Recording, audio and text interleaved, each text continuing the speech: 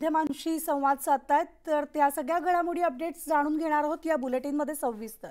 सुरुवात करूयात मराठा समाजाच्या आरक्षणासाठी झगडणारे मनोज जरांगे मराठा आरक्षणासाठी आक्रमक झाले। काहीही झालं तरी मराठा समाजाला ओबीसी प्रवर्गातून आरक्षण मिळवूनच देणार अशी त्यांची भूमिका आहे।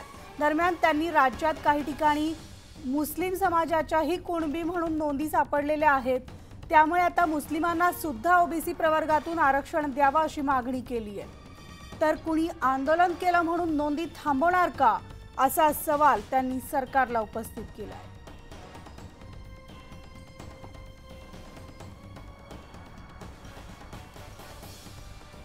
तर सगळे सोयऱ्यांची अंमलबजावणी ही सरकारची जबाबदारी आहे, धोका देऊ नका अन्यथा राजकारणात उतरणार असा थेट इशारा मनोज जरांगे पाटलांनी सरकारला दिलाय। मनोज जरांगेंनी सरकारकडे मागणी केलेली आहे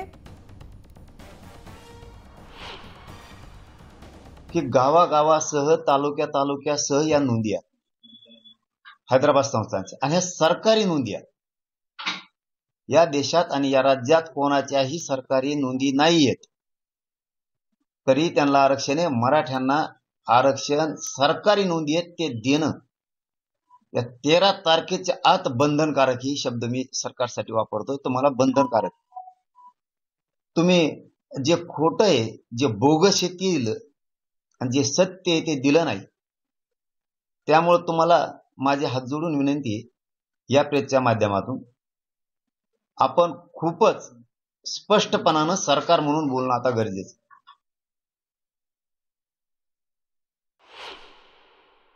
सरकारी नोंदी ह्या मुसलमानांच्या सुद्धा निघाल्या।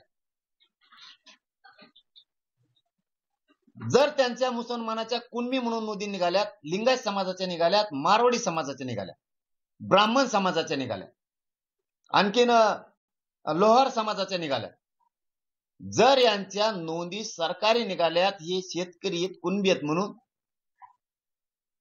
तर मुस्लिमांना सुद्धा ओबीसीतूनच आरक्षण दिलं पाहिजे, त्यांच्यावर सुद्धा अन्याय नाही झाला पाहिजे। जे कायद्याने बोलायचं ना तुम्हाला आता कायद्याने बोला। त्याच्यात पाशा पटेलांचं नाव सांगतो, त्यांची कुणबी मधून नोंद निघाली, एकच नाव सांगतो। त्यामुळे